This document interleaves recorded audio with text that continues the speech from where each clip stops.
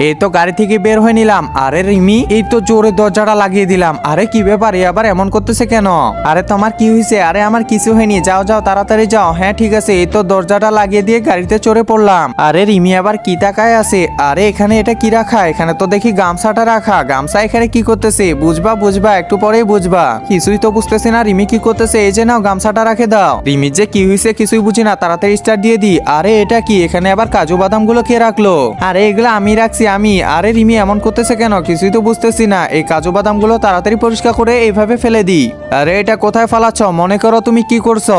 আরে আমি আবার কি করছি? তাড়াতাড়ি খেয়ে চলে যাই। আরে ওইখানে তো দেখি বাদামগুলো ফেলে দিয়ে চলে গেল। এবার দরজাটা খুলে রেখে চলে গেল। বন্ধুরা, তোমরা যদি চাও তোমার মা 100 বছর বেঁচে থাকুক, তাহলে এই ভিডিওটিতে লাইক করে দিয়ে চ্যানেলটি সাবস্ক্রাইব করে দিও। লাইক সাবস্ক্রাইব তারাই করবে যারা মাকে মন থেকে ভালোবাসে। আরে এত জোরে বাড়ি মারতেছে কেন? আরে কেমন দিলাম বলো? এখন গামছাটা এখানে রেখে দেই। ও আচ্ছা এই ব্যাপার তাহলে। আচ্ছা সরি। আচ্ছা যেহেতু সরি বলছো, এই যে নাও। এই তো আমি ধরে ফেললাম। আচ্ছা ধন্যবাদ তোমাকে।